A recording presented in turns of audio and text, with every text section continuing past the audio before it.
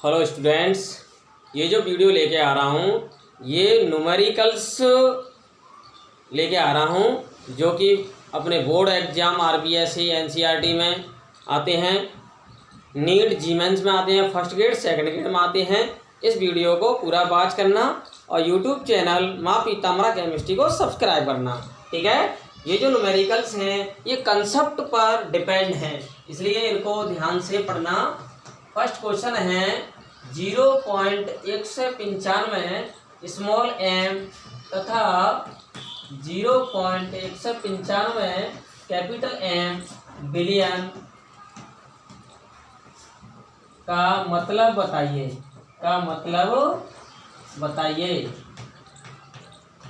ठीक है। How do you mean 0.195 small M molality and 0.195 capital M molarity solutions, ठीक है। तो यहाँ इसमें देखेंगे तो मोलरिटी क्या होती है? 1 किलोग्राम विलायक में घोले गए विलय के मोलों की संख्या।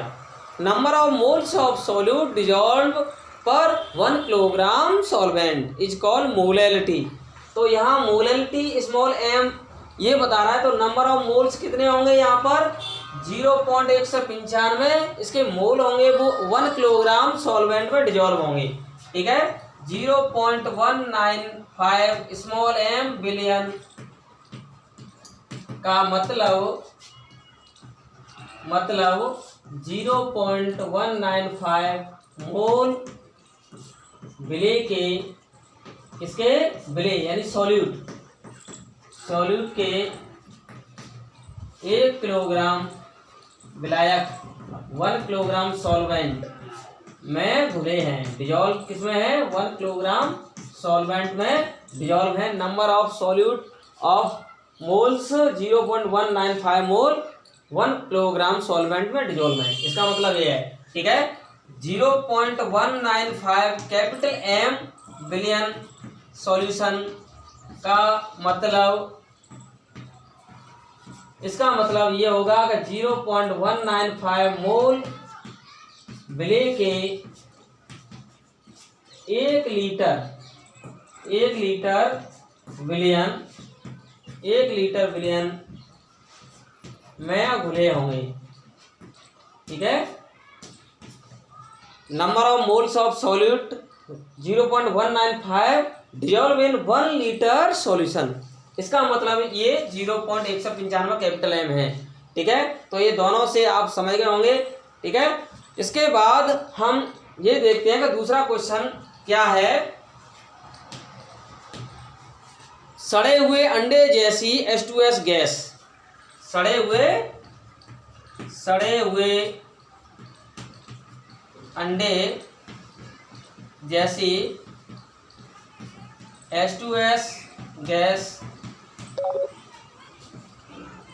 H2S toxic gas with rotten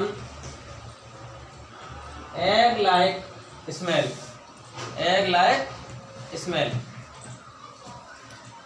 सड़े हुए अंडे जैसी H2S विषैली gas, H2S toxic gas with rotten egg like smell की STP पर विलेयता सॉल्युबिलिटी, विलेयता का मतलब सॉल्युबिलिटी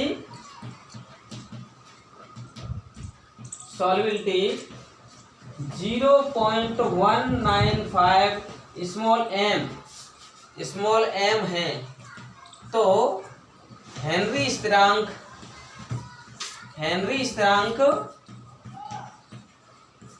स्थिरांक की एच ज्ञात कीजिए। तो हेनरी स्थिरांक की एच ज्ञात करना है, तो इसको कैसे करेंगे? ओके, तो आपको समझ में आ गया होगा कि यहाँ पर दाब कितना दे रखा है। दाब यहाँ पर STP पर कितना होता है 1 बार, ठीक है। और यहाँ ये देखेंगे कि यहाँ पर जो H2S जो गैस है इसके मोल कितने होंगे, ठीक है। यहाँ पर क्या ज्ञात करवाना है, हेनरी स्थिरांक की गणना करनी है। तो H2S के मोल कितने दे रखे हैं, H2S के mole according to question 0.195 small m। तो H2S के मोल यहाँ पर हो जाएंगे 1.95 मोल, ठीक है। और जल के मोल कितने हो जाएंगे, जल के मोल आप जानते ही हैं, जल के मोल 55.5 मोल होते हैं। ओके, दोनों के मोल आपने ज्ञात कर लिए तो H2S की मोल भिन्न ज्ञात हो जाएगी, ठीक है। और H2S की मोल भिन्न ज्ञात हो जाएगी तो हेनरी के नियम के अनुसार हम हेनरी स्थिरांक की गणना कर लेंगे। क्या ज्ञात कर लेंगे, हेनरी स्थिरांक की गणना ज्ञात कर लेंगे। तो अब दोनों के मोल आपको पता पड़ गया भाई। यहाँ पर जो 0.195 स्मॉल m यहाँ पर विलेयता दे रखी है, तो इसका मतलब इतने इसके मोल हैं H2S के, जो कि जल के कितने मोल होंगे, 55.5 मोल में घुले हुए हैं, ठीक है। तो अब हम इन दोनों से क्या निकालेंगे, H2S की मोल भिन्न निकालेंगे। XH2S equal NH2S upon NH2S plus NH2O। Okay, इससे हम क्या करेंगे कि H2S की मोल भिन्न ज्ञात कर लेंगे। तो H2S की मोल भिन्न ज्ञात करेंगे तो यहाँ पर वैल्यू रख देंगे। H2S के मोल कितने हैं, 0.195, ठीक है, 0.195 प्लस जल के मोल कितने होते हैं 55.5। इसको सॉल्व कर लेंगे तो 0.0035 ये आ जाएगा इसका मान, ठीक है। इसको सॉल्व करेंगे तो 0.0035 वैल्यू इसकी आ जाएगी। अब अकॉर्डिंग टू हेनरीज लॉ के according P equal KH x क्या है यहाँ H2S गैस के लिए। अब देखो P का वैल्यू आपको पता है, STP पर कितना होता है एक बार, STP का मतलब स्टैंडर्ड टेम्परेचर एंड प्रेशर, उस पर कितना दाब होता है, वायुमंडलीय दाब 1 बार होता है। ओके, तो P मालूम है यहाँ, और मोल भिन्न H2S की क्लियर हो गई। तो यहाँ पर ये हेनरी स्थिरांक KH ज्ञात हो जाएगा। तो हेनरी स्थिरांक KH equal P upon X H2S। Okay, तो P का वैल्यू कितना हो गया 1 बार, और X H2S का वैल्यू कितना हुआ 0.0035, ठीक है। इसको कैलकुलेट करेंगे तो इसका इसमें डिवाइड कर देंगे तो 289.5 बार आ जाएगा। ओके, तो ये इसका आंसर आएगा। आपको कुल मिलाकर के हेनरी नियम याद रखना है, P इक्वल KH x। यहाँ पर मोल भिन्न H2S की ज्ञात करने के लिए वो फॉर्मूला आपको आना चाहिए कि H2S की मोल भिन्न बराबर H2S के मोल बटे दोनों के कुल मोल, H2S और जल के दोनों के कुल मोल, ठीक है। उससे हम H2S की मोल भिन्न ज्ञात कर लें। और प्रश्न में STP भी दे रखा है, तो STP का मतलब उसका वायुमंडलीय दाब P एक बार दे रखा है, 0.195 स्मॉल m। विलेयता का मतलब यहाँ ये है कि 0.195 विलेय के मोल हैं, वो जल के 55.5 मोल में घुले हुए हैं। कहने का मतलब 1 किलोग्राम जल विलायक में घुले हुए हैं, और 1 किलोग्राम जल विलायक के मोल कितने निकलते हैं 1000/18 बराबर 55.5 मोल, पहले ही बता चुके हैं।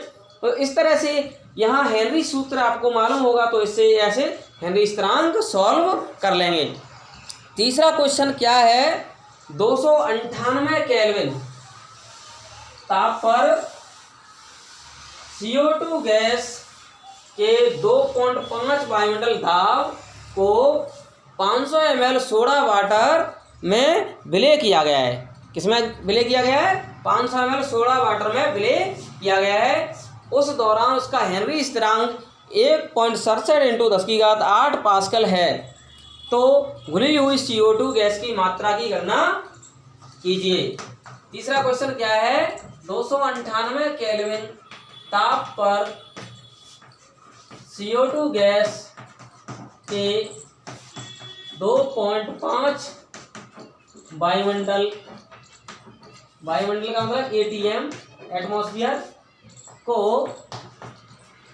500 ml soda water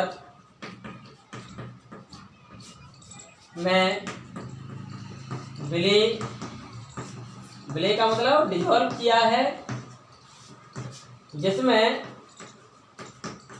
CO2 gas का हेनरी स्थिरांक, CO2 गैस का हेनरी स्थिरांक 1.67 इंटू 10⁸ पास्कल है।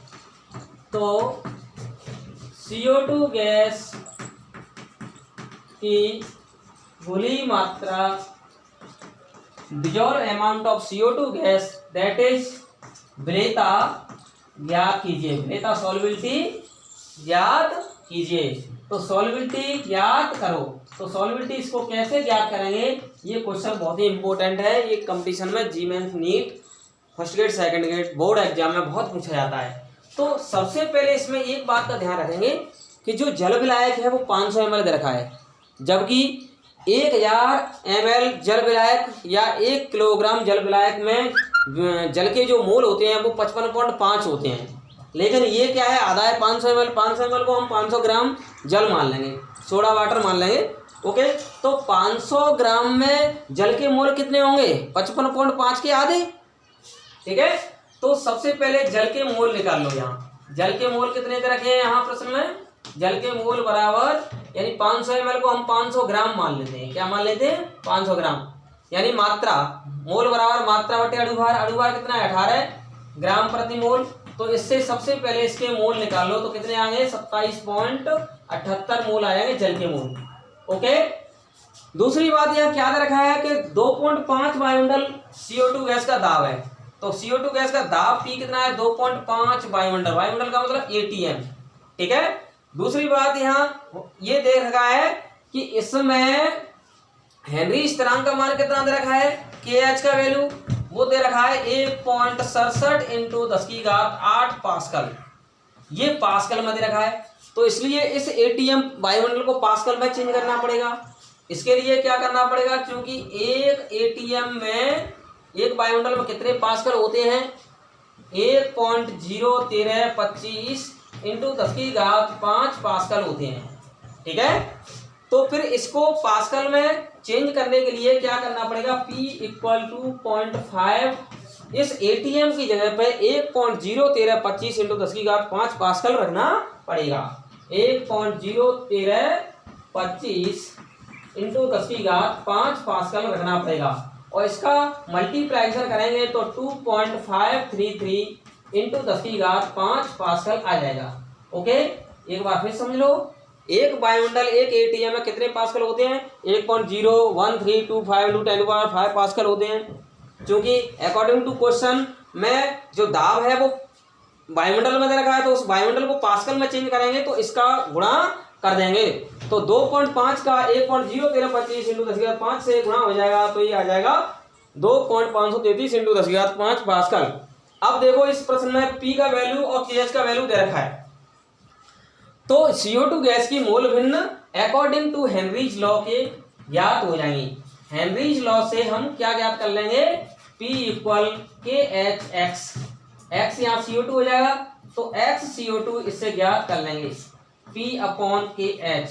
ठीक है, P का वैल्यू कितना दे रखा है, यहाँ P का वैल्यू ये दे रखा है 2.533 इंटू 10⁵ पास्कल अपॉन KH का वैल्यू कितना दे रखा है, 1.67 इंटू 10⁸ पास्कल। और इसको सॉल्व करेंगे तो ये कितना वैल्यू आ जाएगा इसको सॉल्व करने पर। ठीक है, यहाँ पर इसको सॉल्व करेंगे तो 1.517 इंटू 10⁻³ आ जाएगा, 1.517 इंटू 10⁻³ आ जाएगा। ओके, तो इससे हमने क्या निकाली, यहाँ इस CO2 गैस की मोल भिन्न निकाली। अब CO2 गैस की मोल भिन्न बराबर क्या होगा, CO2 गैस के मोल अपॉन दोनों के कुल मोल। ठीक है, और यहाँ CO2 गैस के मोल हर में डिनोमिनेटर में इसको इग्नोर कर देंगे, तो इससे फिर क्या आ जाएगा, ये CO2 गैस के मोल निकाले हैं। CO2 गैस के मोल बराबर CO2 गैस की मोल भिन्न इंटू जल के मोल। ठीक है। तो CO2 गैस की मोल भिन्न कितनी है 1.517 इंटू 10⁻³ और जल के मोल मैंने आपको अभी बताए थे 500 ml का मतलब 500 ग्राम में कितने आए, उसके आधे 55.5 के आधे यानी 27.78। इसका इससे मल्टीप्लाइकेशन कर देंगे तो 0.0420 मोल आ जाएंगे। किसके मोल? CO2 गैस के मोल। तो अब आप देखिए CO2 गैस के मोल हमने निकाल लिए। अब CO2 गैस के मोल जब निकले आएंगे तो CO2 गैस की मात्रा निकले आएगी। क्या निकलेगी? तो CO2 गैस की मात्रा निकालने के लिए मैंने आपको बताया था कि CO2 गैस के मोल बराबर CO2 गैस की मात्रा बटे CO2 गैस का अणुभार, यानी मोल बराबर मात्रा बटे अणुभार। मोल बराबर क्या होता है? मात्रा बटे अणुभार। मात्रा यहाँ विलेयता के तुल्य होती है। तो CO2 गैस की मात्रा, इसको क्रॉस मल्टीप्लाई करा देंगे तो CO2 की मात्रा घुली हुई मात्रा निकल आएगी, उस मोल से गुणा हो जाएगा अणुभार से। ओके, तो मोल का वैल्यू कितना आया यहाँ 0.0420 और CO2 गैस का अणुभार कितना होता है, एक कार्बन का 12, एक ऑक्सीजन का 16, 2 का हो गया 32। ठीक है, तो CO2 का अणुभार हो गया 44। इसका इससे मल्टीप्लाइकेशन कर देंगे तो कितना वैल्यू आ जाएगा, इससे इस मल्टीप्लाई 1.85 ग्राम इसका आंसर आ जाएगा। 1.85 ग्राम घुली हुई CO2 गैस की मात्रा आ जाएगी। इसे CO2 गैस की विलेयता भी कहेंगे। क्या कहेंगे? विलेयता। ओके, तो इसमें CO2 गैस की विलेयता इस प्रकार आसानी से ज्ञात कर सकते हैं या घुली हुई मात्रा की वैल्यू कैलकुलेट कर सकते हैं। ये ऐसा प्रश्न मैंने पहले भी बता दिया, पर ध्यान रखना यहाँ इंपॉर्टेंट ये है, यहाँ जल विलायक सोडा वाटर 500 ml दे रखा है। 500 ml का मतलब होता है 500 ग्राम मान ले, यानी 1 किलोग्राम जल में जल के मोल 55.5 होते हैं, लेकिन यहाँ 500 ml या 500 ग्राम में आधे हो जाएंगे 27.78 मोल हो जाएंगे।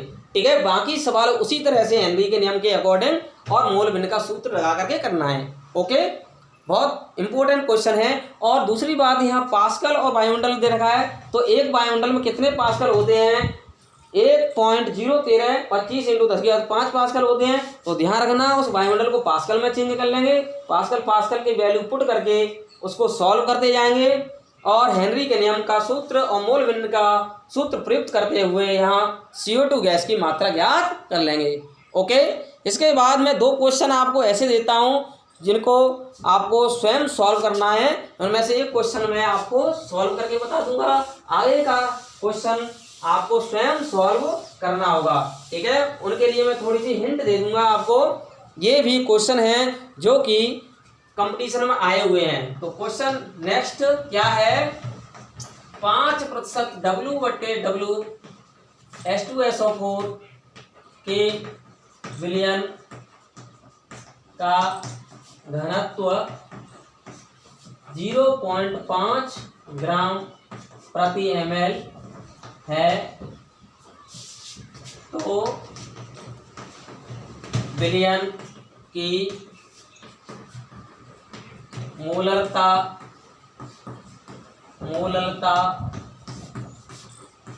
मोल भिन्न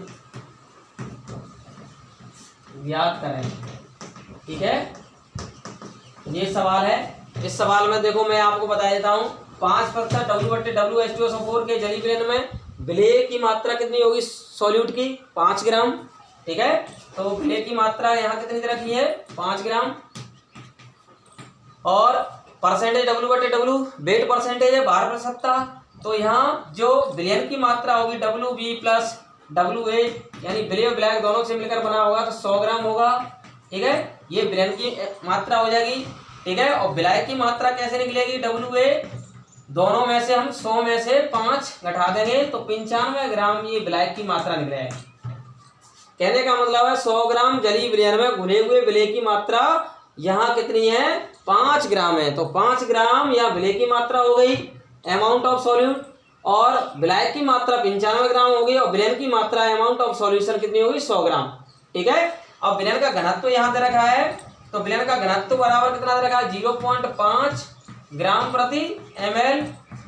यहाँ विलयन का घनत्व दे रखा है, तो इस घनत्व के आधार पर विलयन का आयतन निकालेंगे। तो घनत्व सूत्र क्या कहता है D = M/V, यानी विलयन का घनत्व बराबर विलयन का द्रव्यमान बटे विलयन का आयतन। तो विलयन का आयतन निकल जाएगा m/d। ठीक है, और m का वैल्यू कितना है यहाँ, विलयन का द्रव्यमान 100 ग्राम और विलयन का घनत्व कितना है 0.5 ग्राम प्रति ml। ठीक है, ग्राम से ग्राम कट जाएगा, इसका इसमें भाग देंगे तो कितना आ जाएगा 200 ml आ जाएगा। इसको हम लीटर में चेंज करेंगे 0.2 लीटर आ जाएगा। अब आपको पता पड़ गया होगा कि विलयन का मैंने आयतन यहाँ ज्ञात कर लिया और विलयन का आयतन ज्ञात कर लिया तो मोलरता का सूत्र ये हो जाएगा, मोलरता बराबर विलय की मात्रा बटे विलय का अणुभार। विलय का अणुभार यहाँ H2SO4 का कितना होता है 98 गुणा 1 बटे विलयन का आयतन लीटर में। ठीक है, तो इससे सॉल्व कर लेंगे। ओके, दूसरी बात, मोलरता के लिए हमें क्या ज्ञात करना पड़ेगा, ये विलय की मात्रा WV/mv इंटू 1 बट्टे विलायक का भार किलोग्राम में। यहाँ किलोग्राम में विलायक का भार लेना पड़ेगा, तो विलायक यहाँ कितना निकला, यहाँ 95 ग्राम निकला। इसको किलोग्राम में चेंज करने के लिए 1000 का भाग देंगे 0.095 किलोग्राम हो जाएगा।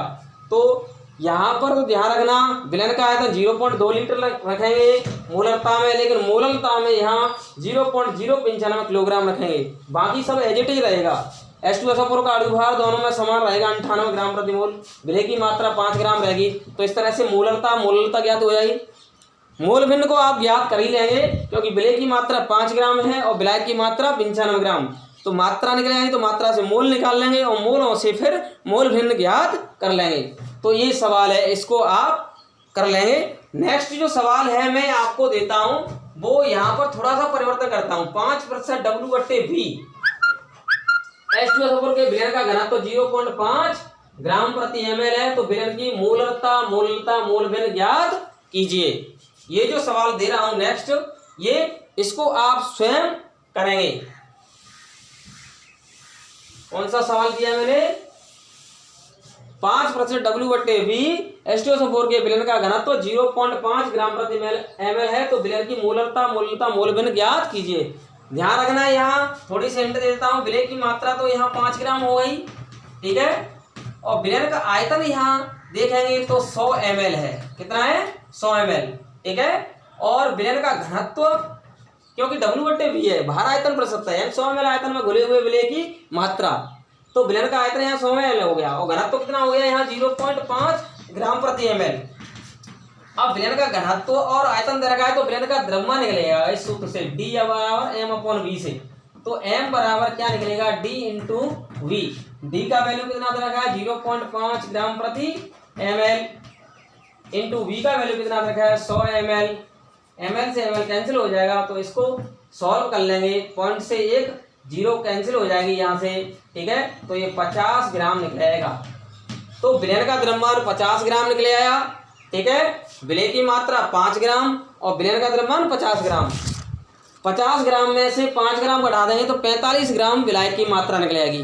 ठीक है, विलायक की मात्रा कितनी निकल आएगी यहाँ, विलायक की मात्रा, विलयन की मात्रा 50 में से 5 ग्राम घटा देंगे 45 ग्राम विलायक की मात्रा निकल आएगी। अब आपको सब कुछ क्लियर हो गया तो बाकी के आप मोलरता मोल भिन्न ज्ञात कर लेंगे। इसको आगे सॉल्व करके दिखाएं। ये वीडियो आपको अच्छी लगी हो तो like comment subscriber and share ज़रूर करें और इसको अच्छी तरह से याद करें।